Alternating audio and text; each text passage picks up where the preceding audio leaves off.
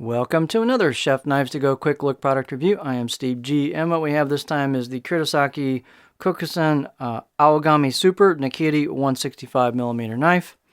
These knives have three-layer construction. There's a soft stainless cladding on either side of the hard core steel, the cutting edge down the middle. You can see that cladding line right there. There's your core steel, there's the cladding.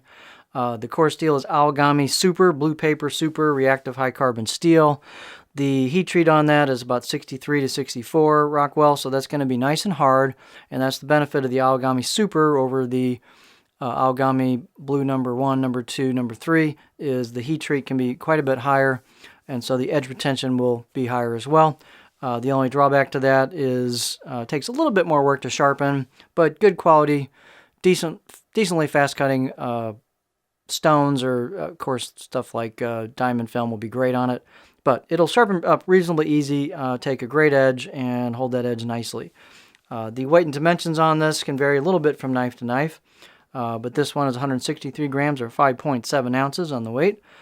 Edge length, about 160 millimeters of usable edge since you got the curved tip on it. And then the overall length, about 308 millimeters or 12.1 inches.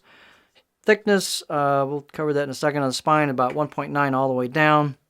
But the height, I got about 53 millimeters at the back and about 51.4 halfway down, so it starts a little taller and loses a little bit as you go. The spine thickness, again, I got about 1.9 just all the way down the blade, pretty consistent. It's got a decent amount of stiffness to it, as you would expect on this type of blade. And let's do this first. So the handle is octagonal rosewood with a black packawood ferrule. Handles have all been really nicely sanded down and polished. They've got a nice polish to them. Real smooth junction here between the two. It's almost non-existent. Really nice fit and finish on these handles. And then good, tight seal job where the tang goes into the handle. Nicely done there.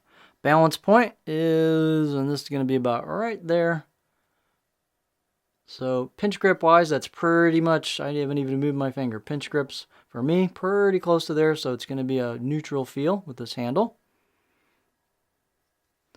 Let's do our beauty shot. These are really nice looking blades. They have some unique features to them. So there is a laser engraved kanji on the right side of the blade. You've got this hammered texture with the star kind of pattern imprinted. It's going to help food release quite a bit. You've got a nice looking finish to the blade grind as it goes down towards the edge, and here's your cladding line where the core steel is peeking out. Here's the left side of the blade. Characteristics of this line it's straight at the top on the spine, but then it has a little bit of a hump that goes into the handle, so you got that little bit of a rise there. Just the style on this line.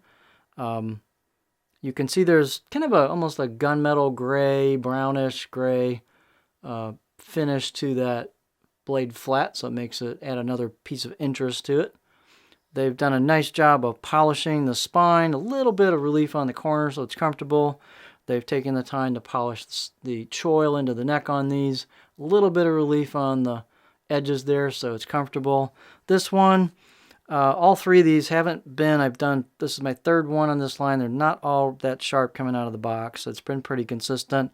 I'm going to give this a 4, maybe 5 out of 10. It's not consistently fully sharp. The front edge is not, the front half's not bad. The back half needs some work. So if you're going to get one in these line, if you don't sharpen, have Mark, buy the sharpening service and have them sharpen it at Chef Knives to Go. If you sharpen, then go ahead and test it out when you get it, but you might need to sharpen these. So fit and finish nice. The grinds are really clean. Really nice craftsmanship. Let's take a look at what the profile looks like on this guy. All right. So this is kind of a classic Nakiri profile. Boom. Just floats into a stop. Nicely done though. It floats into a hard stop. And you've got a nice big old honking flat spot back there in the back half of the blade. Maybe a little more than that.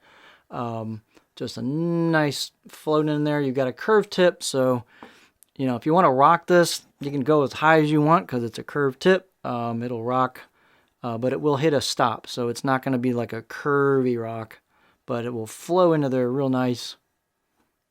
Tip draws, obviously you can do tip draws all day long with this, no problem. So this has a nice, good old big flat spot towards the back half if you like that in your Nakiri, and a lot of people do. So really cool looking knife, great steel, this is an interesting package. Again, another good heirloom quality style blade. This is the Kurosaki Kokusen Aogami Super Nakiri 165mm knife from Chef Knives to Go.